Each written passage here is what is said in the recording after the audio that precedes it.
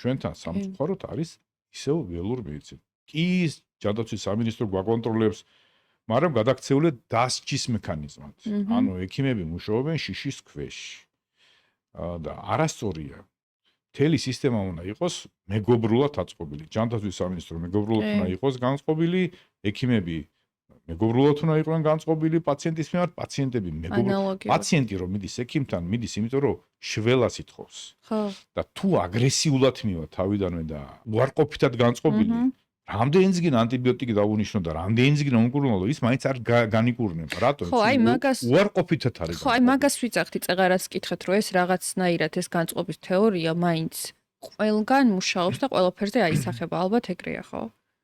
რა თქმა უნდა. პატრულის თანამშრომელი რო გაჩერებს. ხო. მოვადეთ ფანჯარას ჩაწევან, გადამოხდები და დაუწყებ თავიდანვე ჩხუბს. ის რო განეწყობა შენს მიმართ უარყოფითად და იცის რომ შენ ახარ აგრესიული უნდა დაგსაჯოსდას. თუ გაუღიმებ მიესალმები, ეტყვი რომ დიახ ბატონო, აი შეიძლება რაღაც დავაშავე, მაგრამ ამიხსენით რა დავაშავე და მეც აღარ ვიზავ და ასე შემდეგ და დავიბერინ და იმდო მომივიდა. განწყობა სხვა იქნება და აღარც ჩამოგართვებს იმ მართვის უფლება, აღარც დაგაჯარიმებს. ჯარიმაც არ დაგიწეროს. ხო, შეიძლება ჯარიმაც არ დაგიწეროს, მიხვდეს რომ შენ გონება ადეკვატური ხო, ადეკვატური ხარ, გონება მოყვება და არ არუღებ სპეციალურად და რაღაც